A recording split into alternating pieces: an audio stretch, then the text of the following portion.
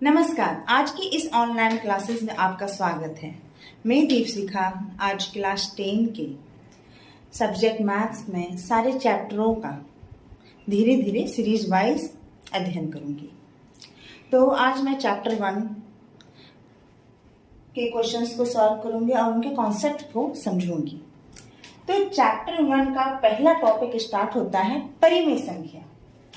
परिमेय संख्या क्या है? वैसी संख्याएं, परिमेय संख्या ऐसी संख्याएं होती है जिसे p बाय q के रूप में व्यक्त किया जा सके। जिसे किसके रूप में व्यक्त किया जा सके? p बाय q के रूप में व्यक्त किया जा सके। p by q। और ये p बाय q का प्रॉपर्टी क्या होना चाहिए? सबसे पहले कि q is not equal to 0। q 0 नहीं होना चाहिए और ये जो p और q है ये कैसा नंबर होना चाहिए? सअभाज्य पूर्णांक। p और q दोनों पूर्णांक होगा और कैसा होगा? सअभाज्य। मतलब ये दोनों का कोई कॉमन फैक्टर नहीं होना चाहिए। जैसे 2/3, 4/5 ये दोनों पूर्णांक है, इंटीजर है और कैसी संख्या है? सअभाज्य। अगर किसी संख्या को इस रूप में लिखा जा सके जहां q 0 नहीं है और p और q सअभाज्य पूर्णांक है तो वैसी संख्याओं को हम कहेंगे परिमेय संख्या। अब परिमेय संख्या को दशमलव के रूप में भी लिखा जा सकता है, तो वो कैसी संख्याएं होंगी दशमलव की जिसे हम परिमेय संख्या कह सकते हैं? तो कैसा होगा? परिमेय संख्या को जब हम दशमलव के रूप में लिखेंगे तो वो शांत दशमलव भी हो सकता है और अशांत दशमलव प्रसार भी हो सकता है। शांत होगा तो कैसा होगा? 1.45 ये शांत दशमलव प्रसार है। शांत दशमलव प्रसार का गुण क्या होता है? दशमलव के बाद जो संख्या होगी या अंक होगा, दशमलव के बाद जो अंक होगा वो एक डेफिनिट नंबर में होगा। ठीक है, कुछ अंकों का यूज होगा, उसके बाद ये नहीं कि पॉइंट के बाद अंक बढ़ते जा रहा है। तो ये हो गया शांत। अब अशांत आवर्ती, मतलब अगर ये दशमलव प्रसार अशांत है तो वो क्या होगा? वो नंबर जो होगा दशमलव के बाद वो रिपीट करेगा। जैसे 1.333 ... तो ये क्या हो रहा है? रिपीट कर रहा है। 1.3 क्योंकि 3 बार बार रिपीट कर रहा है तो 3 के ऊपर क्या लिखेंगे? बार। तो परिमेय संख्या का जो दशमलव रूप होता है वो या तो शांत होगा, अगर वह अशांत हुआ तो वो कैसा होगा? रिपीटिंग फॉर्म में होगा। तो ऐसी संख्याओं को हम लोग बोलते हैं परिमेय संख्या। नेक्स्ट हम आते हैं अपरिमेय संख्या।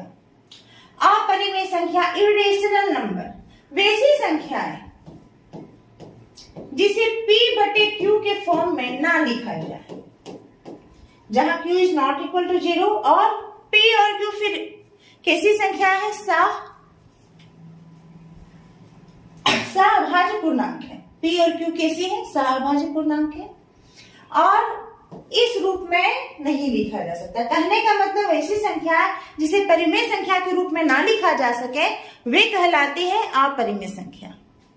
हमारी जो वास्तविक संख्याएं होती हैं वो या तो परिमेय होंगी या तो अपरिमेय। अगर वे परिमेय नहीं है तो डेफिनेटली वो क्या हो रहा है? किस ओर जा रहा है? अपरिमेय संख्या की ओर जा रहा है। अगर इसका दशमलव प्रसार देखते हैं, अगर इसका दशमलव प्रसार हम देखेंगे तो ये कैसे होगी? ये अशांत होंगी और नॉन रिपीटिंग होगी। ये कैसा होगा दशमलव प्रसार में? जैसे 3.4321456 ... मतलब यहाँ पर अंकों का अंत नहीं हो रहा है दशमलव के बाद, वहां अंक बढ़ते चला जा रहा है। पर ये भी देख पा रहे हैं कि यहाँ जितने भी अंक है ये नॉन रिपीटिंग है, रिपीट नहीं हो रहा है।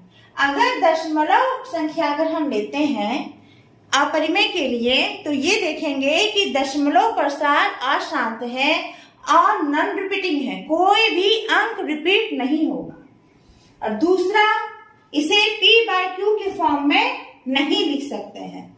तो ऐसी संख्याएं कहलाएंगी अपरिमेय संख्या, जैसे कि √3,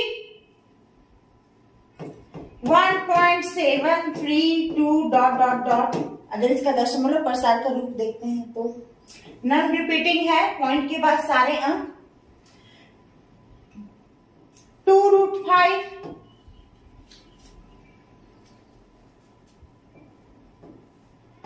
फिर पाई, ये भी अपरिमेय है। फिर दूसरा है 1.1020031022212। यहाँ अपरिमेय संख्या जब दशमलव प्रसार के रूप में हो तो दशमलव के बाद जो भी अंक होगा वो नॉन रिपीटिंग होगा और वो अशांत होगा, दशमलव प्रसार। अब जाते हैं वास्तविक संख्या। वास्तविक संख्याएं जितनी होती हैं उसे दो भाग में बांटा जाता है, पहला परिमेय और दूसरा अपरिमेय। अब अंकगणित के आधारभूत परिमेय के बारे में जानेंगे।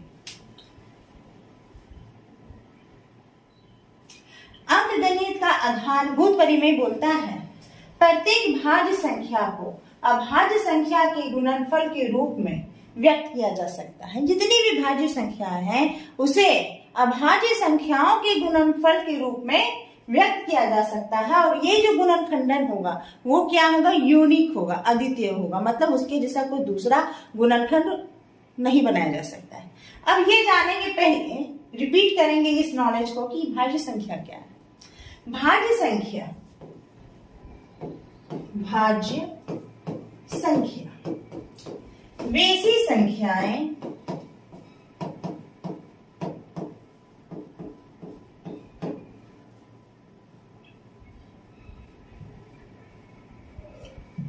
वैसी संख्याएं जो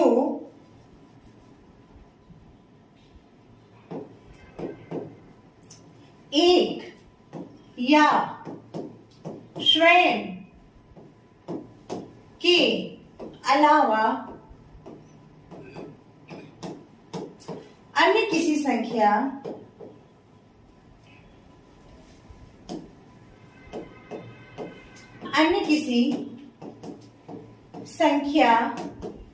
से विभाजित हो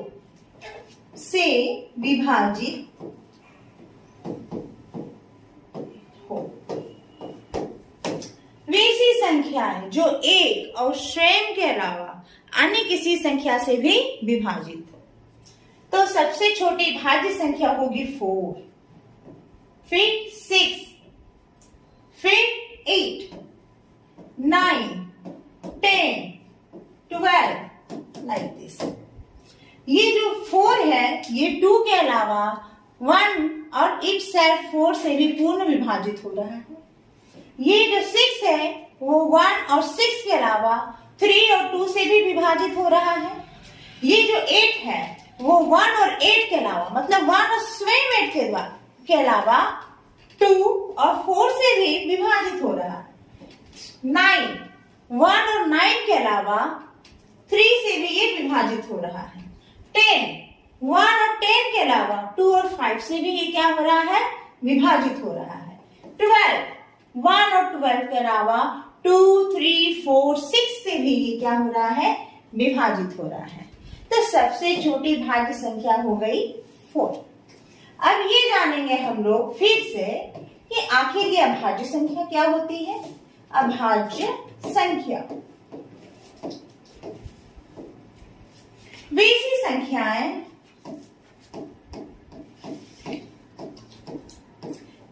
संख्याएं जो 1 और स्वयं के अलावा अन्य किसी भी संख्या से विभाजित ना हो, के अलावा अन्य किसी भी संख्या से विभाजित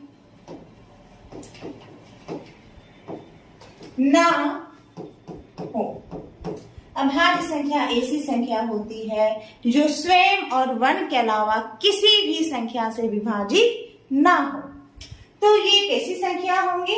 2, 3, 5, 7, 11, 13, 17, 19, 23, 29, 31, 37, 41, like this। ये ऐसी संख्याएं हैं जो 1 और स्वयं के अलावा अन्य किसी संख्या से विभाजित नहीं होती है। 2, ये 1 और 2 के अलावा अन्य किसी संख्या से भाग नहीं लगेगा, पूर्ण भाग नहीं लगेगा। 3, 1 और 3 के अलावा अन्य किसी भी संख्या से ये विभाजित नहीं है। 5, 1 और 5 के अलावा ये किसी भी अंक से विभाजित नहीं है। 7, 1 और 7 के अलावा अन्य किसी भी संख्या से विभाजित नहीं है। इसी तरह 9, 13, 17, 19, 23, 29, 31, 37, 41, इस तरह की जितनी भी संख्या हैं वो 1 और स्वयं के अलावा अन्य किसी भी संख्या से विभाजित नहीं है। तो ऐसी संख्याएं कहलाएंगी अभाज्य संख्या।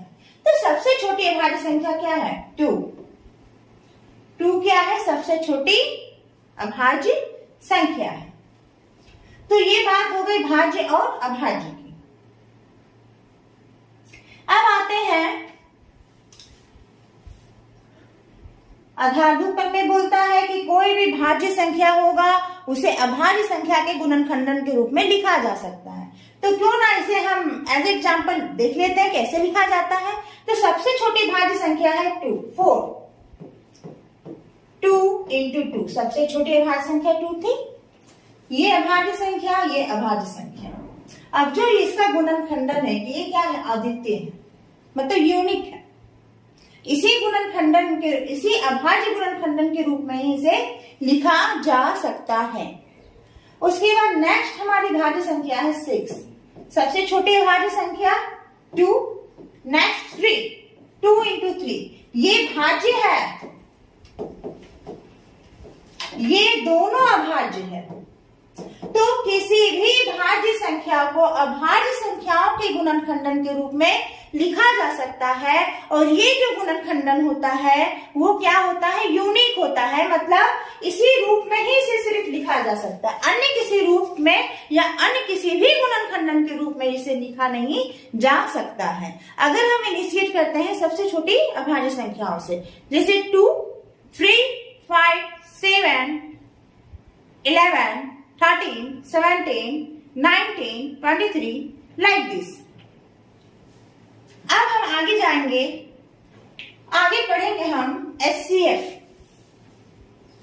महत्तम समावर्तक। छोटी ही कक्षाओं से इसके बारे में गणित में पढ़ाया जाता है। HCF महत्तम समावर्तक, हाईएस्ट कॉमन फैक्टर। इसका फुल फॉर्म क्या है? Highest common factor. Highest common factor minimum 2 अलग अलग अंकों या सेम अंकों को, मतलब 2 संख्याओं का निकाला जाता है। हाईएस्ट कॉमन फैक्टर 2 संख्या या 2 से अधिक संख्या का भी हम लोग निकाल सकते हैं। 2 या 2 से अधिक संख्याओं का वह सबसे बड़ा संख्या, 2 या 2 से अधिक संख्याओं का वह सबसे बड़ा संख्या जो सभी दी गई संख्याओं को पूरी तरह विभाजित करे। जैसे अगर 2 संख्या लेते हैं 12 और दूसरा 18, तो सबसे पहले हम इसका अभाज्य गुणनखंडन करते हैं। तो वो सबसे बड़ी कौन सी संख्या होगी? HCF का उदाहरण लेंगे। 2 अंक ले रहे हैं यहाँ पर 12 और 18। तो सबसे पहले क्या करेंगे? इसको अभाज्य गुणनखंडन के रूप में लिखेंगे। सबसे छोटी अभाज्य संख्या, फिर सबसे छोटी 3, 2, 2, 3, 18, 2, 3, 3। तो ये जो 2 है और ये जो 3 है, ये दोनों में एज ए मल्टीपल कॉमन है। तो हाईएस्ट कॉमन फैक्टर क्या है? कॉमन है 2, फिर 3, मतलब 6 ऐसी सबसे बड़ी संख्या है जो 12 और 18 दोनों को विभाजित करती है। तो ये प्राप्त कैसे होता है? ये प्राप्त होता है, सबसे पहले अंकों का भाज्य गुणनखंडन लिखेंगे, उसके बाद ये देखेंगे कि कौन सी संख्या, कौन सा अंक दोनों में कॉमन है, और उसी अंकों का गुणनफल क्या होगा? Highest common factor. एक और उदाहरण इसके लिए लेते हैं। दूसरा उदाहरण हम लोग लेते हैं 36 और 9। 2 2 2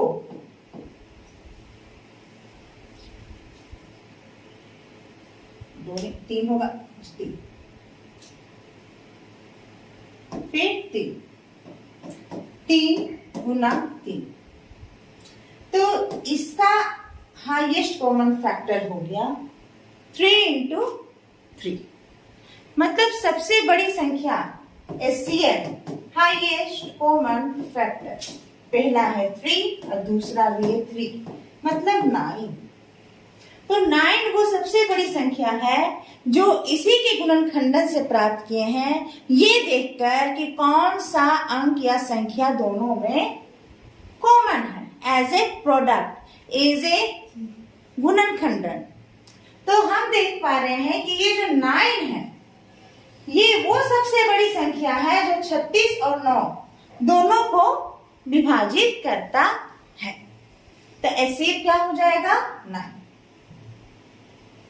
नेक्स्ट है LCM, लघुत्तम समावर्त, lowest common factor, sorry lowest common multiple. याद रखिए यहाँ वहां फैक्टर आ रहा था, यहाँ कौन सा वर्ड आ रहा है? मल्टीपल।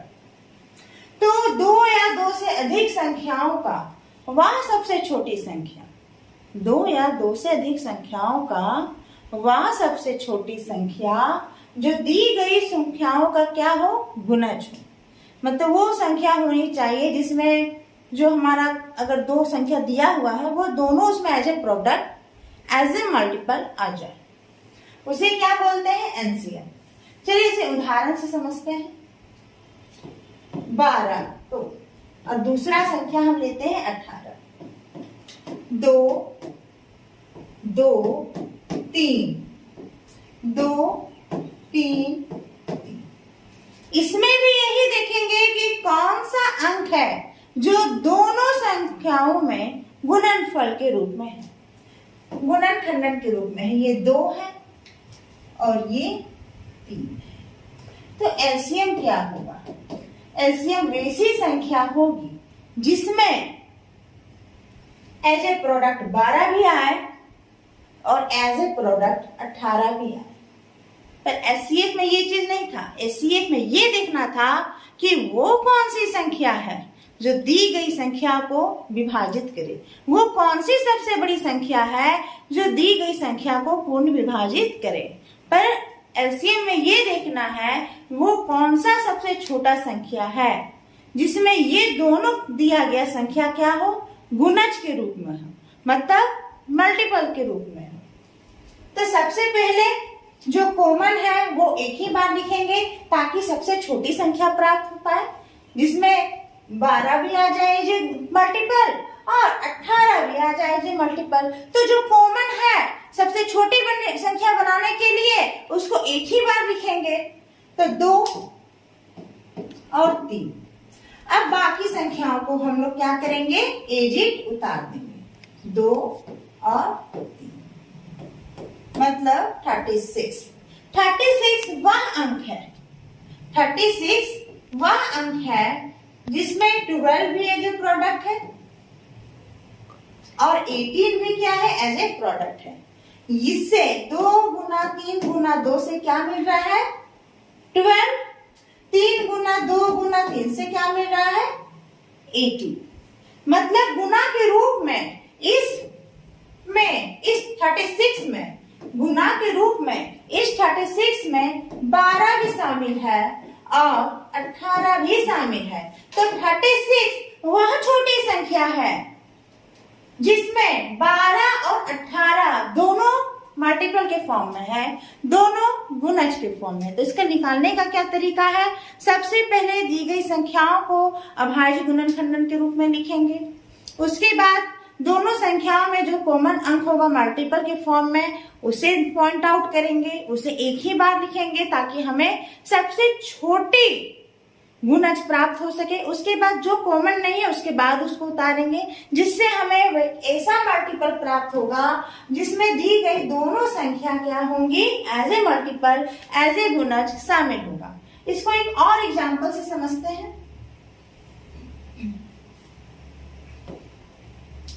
एक संख्या 18 और दूसरी संख्या 8। तो 18 को अभाज्य गुणनखंडन के रूप में लिखेंगे। सबसे पहले 2, फिर 3, फिर 3, 8, 2, 2 और 1। सबसे पहले अभाज्य गुणनखंडन के रूप में लिख दें। गुणनखंडन का अंकों का निर्धारण कैसे करेंगे? 2 से। अगर 2 उसमें है तो 2 लिखेंगे क्योंकि 2 सबसे छोटी अभाज्य संख्या है। कॉमन निकालेंगे, सिर्फ एक ही अंक एज ए प्रोडक्ट इसमें कॉमन है। क्या निकालने वाले हैं? एलसीएम। जो कॉमन है वो वन टाइम ही एक ही बार लिखाएगा, बाकी जो कॉमन नहीं है उसको एजिट हम लोग उतार देंगे ताकि हमें ऐसी संख्या प्राप्त हो, ऐसी सबसे छोटी संख्या प्राप्त हो जिसमें 18 और 8 दोनों गुणज के रूप में हो, मतलब दोनों मल्टीपल के रूप में हो। देखिए यहाँ पर 18 गुणज के रूप में प्राप्त हो रहा है, 3 गुना 3 गुना 2, 18 यहां से प्राप्त हो रहा है। 8 2 गुना 2 और ये 2 गुना 2 गुना 2, यहां से 8, यहाँ 8 भी गुणज के रूप में प्राप्त हो जा रहा है और 18 भी प्राप्त हो रहा है। मतलब ये वह सबसे छोटी संख्या है जिसमें दोनों संख्याएं गुणज के रूप में लिखी हुई हैं। तो वो कौन सी संख्या है?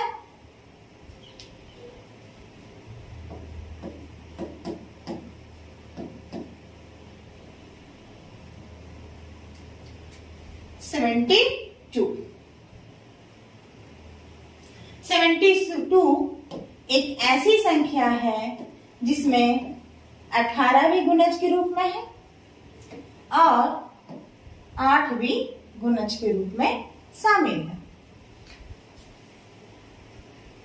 अब एक चीज ये ध्यान रखना है कि आखिर एलसीएम और एचसीएफ में कोई तो संबंध है। तो हमारा जो एलसीएम होता है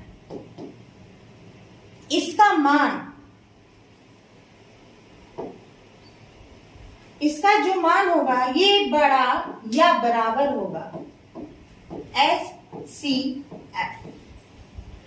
ये हमेशा मार्क में दिमाग में रखना है। एलसीएम का वैल्यू दी गई संख्या का, अगर दो संख्या ए बी है, अगर उस संख्या का हम एलसीएम निकालते हैं और अगर वही संख्या का अगर हम एचसीएफ निकालते हैं तो एलसीएम का मान सदैव बड़ा या बराबर होगा एचसीएफ का। अगर बराबर नहीं है तो डेफिनेटली एलसीएम हमेशा एचसीएफ से बड़ा होगा, या तो एलसीएम एचसीएफ से बड़ा होगा या बराबर होगा। इसे हम एग्जाम्पल के माध्यम से समझते हैं। एक संख्या ले लेते हैं 6 और एक संख्या लेते हैं 8। दोनों को हम अभाज्य गुणनखंडन के रूप में लिखते हैं। दोनों में ये कॉमन निकालते हैं कि कौन सा अंक दोनों में एज ए प्रोडक्ट लिखा हुआ है, तो 2। इसका एचसीएफ क्या होगा? वो इसी बड़ी संख्या जो दोनों को पूर्ण रूप से भाग दे, विभाजित करे, तो वो तो 2 है। जो दोनों में कॉमन है इसका मतलब 2 इसको भी पूरा भाग देगा और यही 2 इसको भी पूरा भाग देगा। मतलब 2 वो ऐसी बड़ी संख्या है जो 6 और 8 दोनों को विभाजित कर रहा है। अब आ जाते हैं एलसीएम में। वैसी सबसे छोटी गुणज संख्या कौन है जिसमें एज ए प्रोडक्ट 6 भी शामिल हो और 8 भी शामिल हो। तो जो दोनों में कॉमन है वो 1 टाइम्स लिखाएगा ताकि संख्या बड़ी ना निकल कर सबसे छोटी वाली संख्या आए। उसके बाद जो है उसको एडिट 1 टाइम्स लिखा जाएगा। यही दो संख्या का एचसीएफ 2 है और इन्हीं दो संख्याओं का एलसीएम 24 है। यहाँ पर हम बहुत इजीली देख पा रहे हैं 24 बड़ा है 2 से, मतलब एलसीएम बड़ा है एचसीएफ का। तो बराबर किस केस में होगा उसका भी एग्जांपल हम लोग लेके देखते हैं। अगर दो अंक समान हो, अगर दो अंक ए और बी समान है, दैट मींस इक्वल वैल्यू का है, तो यहाँ पे एलसीएम क्या होगा 5, लोवेस्ट कॉमन मल्टीपल जिसमें दोनों गुणज के रूप में शामिल है एचसीएफ, वैसी बड़ी संख्या जो दोनों को पूर्ण रूप से भाग दे। यहाँ एलसीएम भी 5 है, एचसीएफ भी 5 है। तो इस केस में हमारा एचसीएफ का वैल्यू एलसीएम के वैल्यू के बराबर है। जब संख्या समान होती है तो एलसीएम और एचसीएफ का वैल्यू भी क्या होता है, समान होता है। जब अंक संख्या असमान होती है मतलब अलग अलग होगी तो सदैव एलसीएम का वैल्यू एचसीएफ के वैल्यू से ज्यादा होगा। अब एलसीएम और एचसीएफ में और एक और रिलेशन है। दी गई कोई दो संख्या है, 2 या 2 से अधिक भी हो सकती है, तो उसका एचसीएफ गुना एलसीएम करते हैं तो उसका वैल्यू किसके बराबर होगा, दोनों संख्याओं के गुणनफल का। मतलब ए और बी कोई संख्या है तो इसका एलसीएम गुना इसी दो संख्याओं का एचसीएफ बराबर क्या होगा, दोनों संख्याओं का गुणनफल। ये वैसा मल्टीपल है जिसमें दोनों संख्या शामिल है, ये वैसी संख्या है जो दोनों संख्याओं का विभाजित करे, ये दोनों का गुणनफल क्या देगा, दोनों संख्याओं का गुणनफल। इसे उदाहरण के माध्यम से भी हम समझ लेते हैं। पहली संख्या 6 लेते हैं, दूसरी संख्या 9 ले लेते हैं। छोटी संख्या ले रहे हैं ताकि इजीली मतलब कैलकुलेशन हो पाए। चलिए यहाँ पर देख रहे हैं एलसीएम जो कॉमन है वो एक ही बार लिखाएगा 3, बाकी एजिट उतर जाएगा। एचसीएफ वो ऐसी बड़ी संख्या जो दोनों को भाग।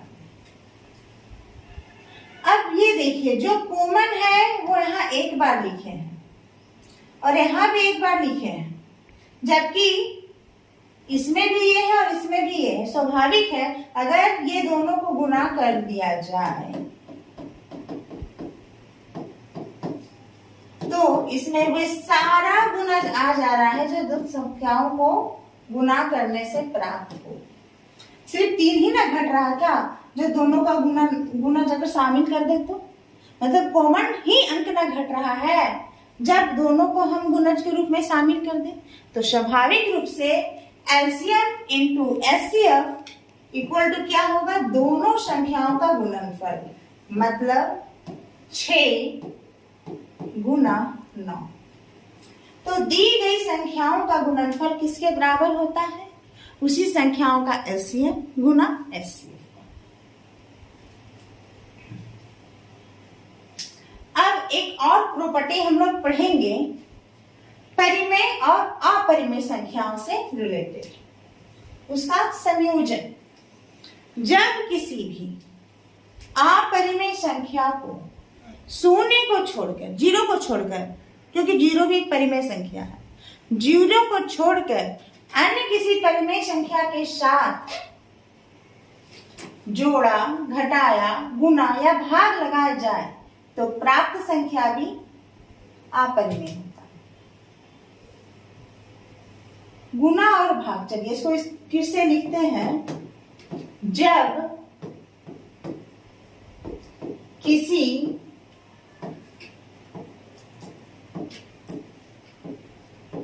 अपरिमेय संख्या को शून्य के अलावा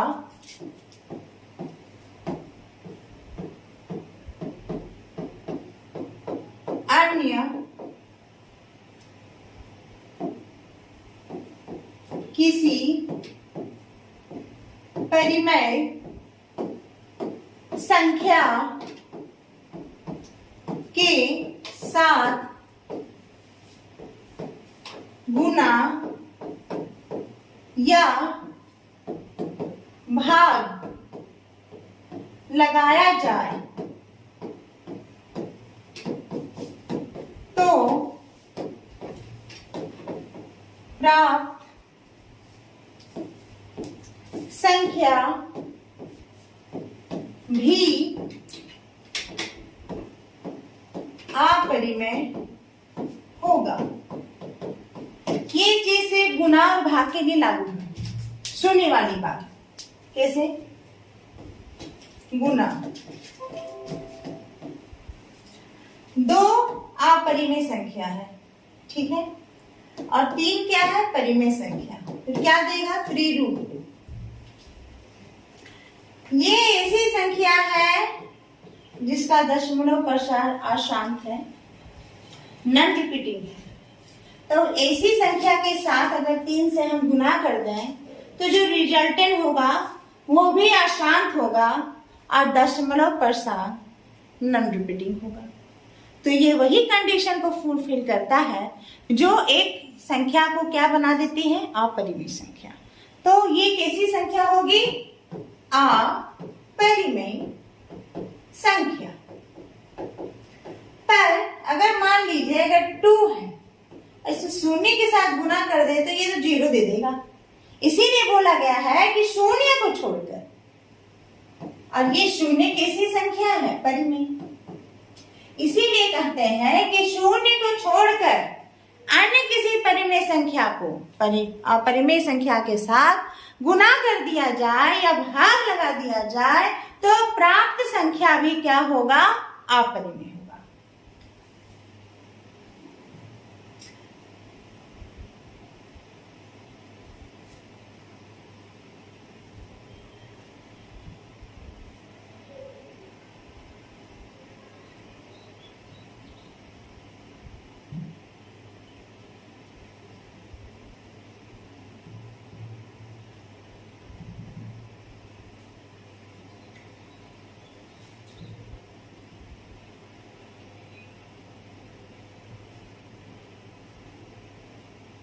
अब ये चीज देखते हैं भाग के रूप में। √6 है, परिमेय संख्या 2 है, तो √6/2।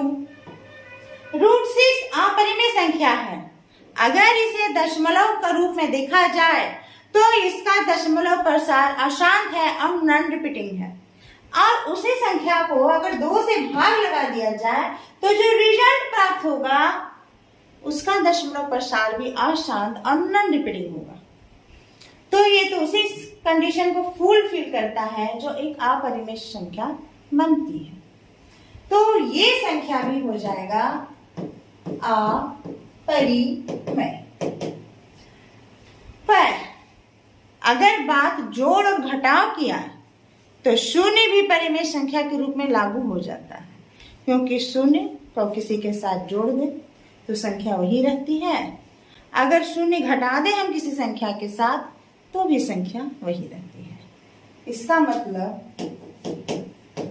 अगर किसी अपरिमेय संख्या को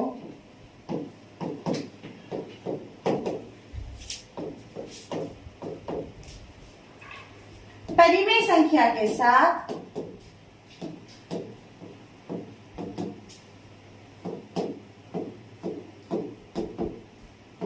जोड़ा या घटाया जाए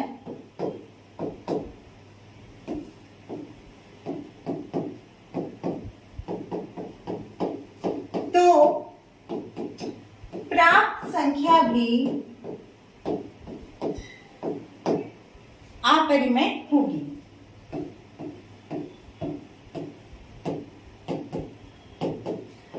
प्राप्त संख्या भी क्या होगी, अपरिमेय होगी।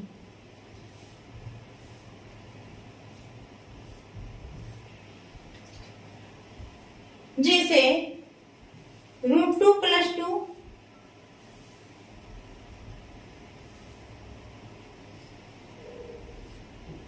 √2 + 2, ये क्या है, अपरिमेय, ऐसे समझते हैं इसको। √2 1.141 ... जिसका जो दशमलव प्रसार है वो नॉन रिपीटिंग अशांत है ना, रिपीटिंग नहीं, अशांत दशमलव प्रसार है। +2 इसमें जोड़ देते हैं तो क्या होगा, 3.141 ...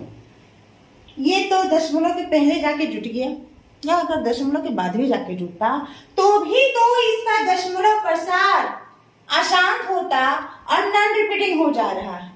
तो ये कौन सा कंडीशन है, ये कंडीशन हो गया मेरा अपरिमेय संख्या का। ये कौन सा संख्या दे दिया, अपरिमेय संख्या का। अगर हम इसी अपरिमेय संख्या के साथ कोई भी परिमेय संख्या को घटा भी दे तो इसका भी अगर दशमलव प्रसार अगर हम लेते हैं तो वो भी अशांत होगा और नॉन रिपीटिंग होगा। तो ये भी क्या देगा, अपरिमेय। अब जीरो की बात की जाए, अगर जीरो की बात की जाए तो हम √5 में जीरो भी जोड़ दें तो हमको मिलेगा √5। √3 में जीरो घटा दें मिलेगा √3।